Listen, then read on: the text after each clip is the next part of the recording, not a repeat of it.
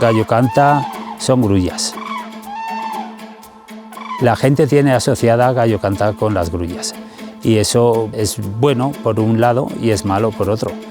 La gente sabe que hay concentraciones de grullas en gallo canta que no se dan en ningún otro sitio.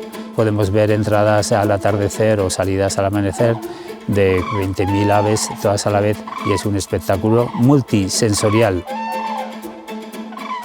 ¿Qué pasa? ¿Cuál es el problema? Que se van las grullas y la gente se olvida de gallo canta.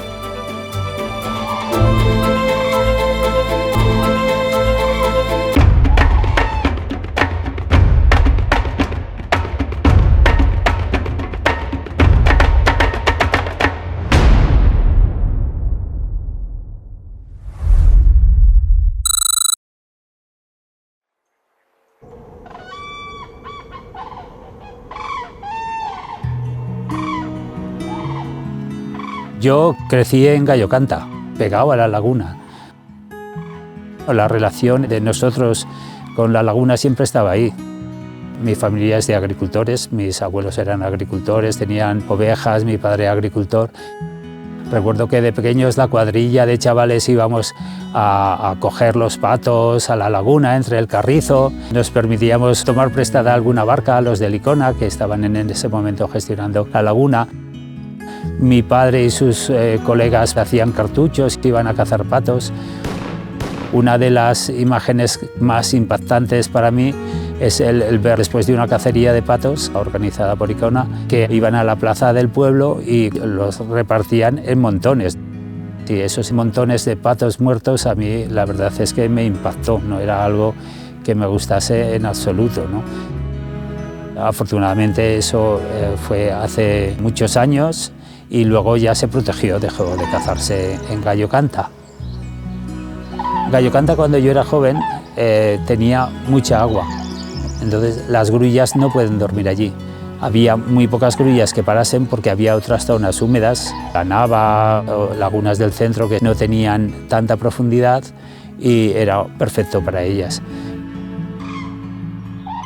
Cuando las grullas empiezan a venir aquí, en el 82, es el primer artículo que sale en Kerkus de que se había detectado como una invernada muy grande en Gallo Canta, que hablaban de 5.000 ejemplares, que era como mucho, ¿no? Poco a poco veíamos que cada vez había más grullas que venían en octubre y ahora hay picos de 120 y pico mil. Ha ido aumentando mucho la población. Las grullas cuando empezaron a llegar estaban en tu trabajo. Vas con el tractor, las tienes al lado, siembras y en ese momento vienen todas a comer y tienes que conciliar pues, ese sentimiento de decir, se van a comer mucho.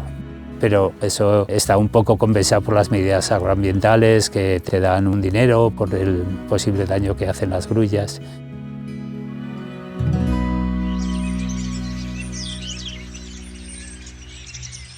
En Gallo Canta la declaración de espacio natural protegido pues, trajo la consecución de unas medidas agroambientales para los agricultores y luego también trajo un servicio de atención al visitante, que es el centro de interpretación, que trabajan ahora mismo 2 personas, y también vigilantes, y son 3 personas que son locales, ¿no? Y luego ser de una red de espacios naturales protegidos pues hace que más gente te conozca y que se acerquen a Gallo Canta para conocerlo.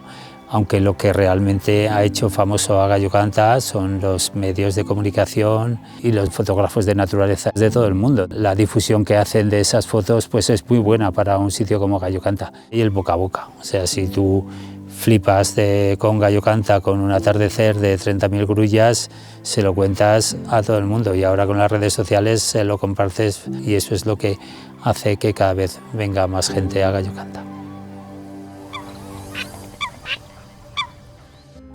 En la juventud salí a estudiar fuera, a Zaragoza, y salió la oportunidad de trabajar en el Centro de Interpretación del Gobierno de Aragón en el 93 y volví para Gallo Canta. Detecté que había un interés en un alojamiento para ornitólogos, que era lo que nos pedían en ese momento, y en 1995 monté Ayucan, que es un albergue rural ornitológico. La temporada alta es del puente de noviembre hasta el puente de diciembre. Luego hay un parón navideño y se empieza a trabajar con la fiesta de las grullas, que es el primer fin de semana de febrero. ¿Cuál es el problema? Que se van las grullas y la gente se olvida de Gallo Canta. Puede ser una primavera estupenda, con agua, con muchas islas que críen los flamencos. Puede haber 50.000 patos colorados, pero a la gente no les atrae eso. Queremos nosotros desde Ayucán siempre, ¿no?, darles valor a otras especies de aves. Las grullas es el paraguas, pero tenemos muchas especies que son las que, por ejemplo, les gustan a los grupos de ingleses, que ahora están buscando la tecla lark, la cobujada montesina, el cork bunting, que es el triguero, bueno, o el gorrión moruno. Vienen y los buscan porque no los tienen allí, y queremos abrir nuevas rutas, sobre todo para esteparias.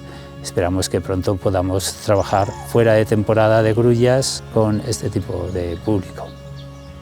Cada especie nueva es un motivo de celebración. Ayer vieron 2 abutardas, 2 machos, y bueno, lo celebramos juntos.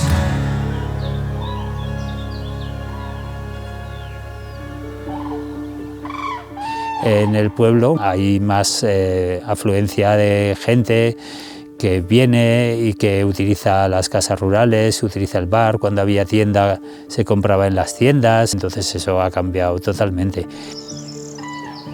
La gente respeta a los turistas ornitológicos y en general le gusta que su pueblo salga en las noticias, le gusta que hablen de Gallo Canta, y de hecho una de las primeras cosas que se hizo por los pueblos fue el pintar murales con aves de la laguna, y eso gustó.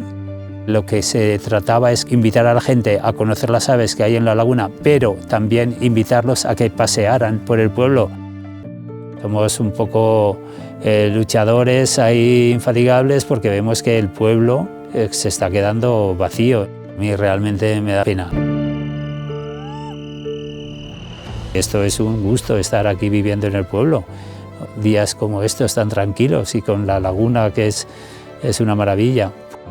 Yo para el futuro me gustaría que el turismo siguiese viniendo de una forma más escalonada, ¿no?, a lo largo del año, y que el pueblo pues creciese, ¿no?, que hubiese más gente que decidiese vivir en los pueblos pequeños, que tuviésemos servicios como en una ciudad grande, y que incluso me pudiese bañar en la laguna como cuando era pequeño.